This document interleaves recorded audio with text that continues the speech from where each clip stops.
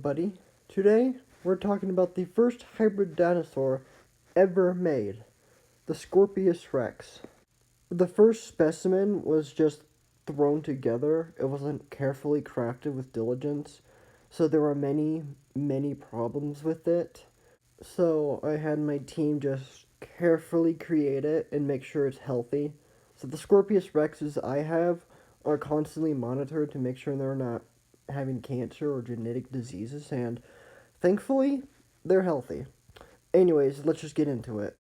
They are completely carnivores, and like any carnivore, they'll eat meat if they just find it lying on the ground. However, they definitely enjoy hunting. Socially, they're very similar to wolves. They would form packs between 2 to 4 members in size. Only the leader and his mate would mate, and they would spend time grooming, playing, and just hanging out. But when it comes to hunting, they're ambush predators that would hunt completely alone, and then they would just drag the kill back to the pack, where the juveniles get first share, then the leaders, and then the rest. They also don't really like sunlight as much as other animals do, so during the summer they're either in caves or they're in forests. However, they will be in open areas if they are hunting or if it's cold. Like snakes, Scorpius Rex have these organs around their eyes called pits that allows them to see heat. But unlike snakes, these pits are sensitive, so being in hot open areas in direct sunlight is the equivalent of being flashbanged.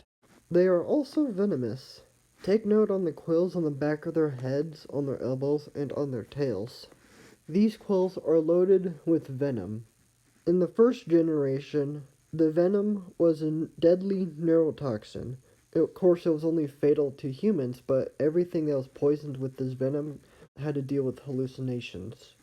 But in the second generation, at worst, it's just extremely painful, like a bee sting. Although they are venomous, they never use this venom to hunt. They only use it when fighting over mates or defending themselves from predators. But they mate for life. So after they're done competing, they would just start mating, make a pack of their own, and just let the other males and females fight over each other.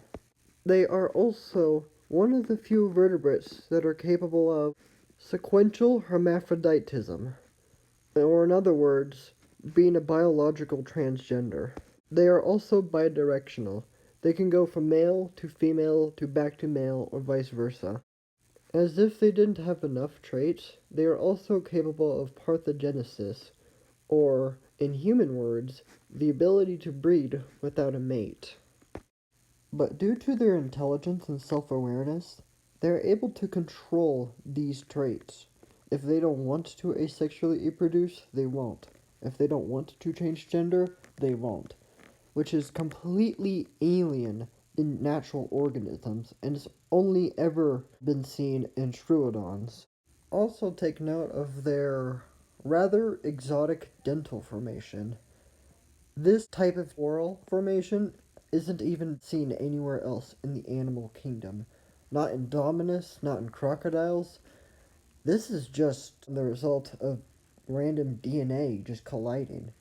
Now, since having this type of teeth layout isn't necessarily harmful, I decided to keep it.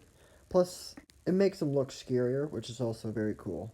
However, I won't deny the teeth layout is greatly influenced by the animals that make it up, especially Deinosuchus and Atrociraptor. Now, I mentioned earlier that they were intelligent. I should say, what I mean by intelligence is that when compared to the frogs that allow them to breed without a mate or change gender, they're intelligent. But to be fair, they are about as smart as a typical house cat, if not maybe a bit smarter.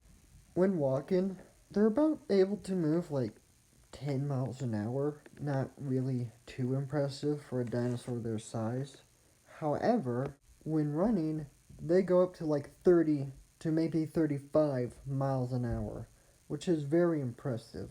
However, these are in short bursts of speed rather than being able to move fast for a really long time. But now, let's get into what it's made of. and what created this thing. The base genome is T-Rex, but the rest includes Atrociraptor, which was originally Velociraptor, but I had replaced it to limit intelligence, Carnotaurus, Deinosuchus, scorpionfish, tree frog, West African bullfrog, spadefoot toad, and clownfish. I hope you guys enjoyed today's episode of Hybrid Research, and I'll see y'all in the next one. See ya!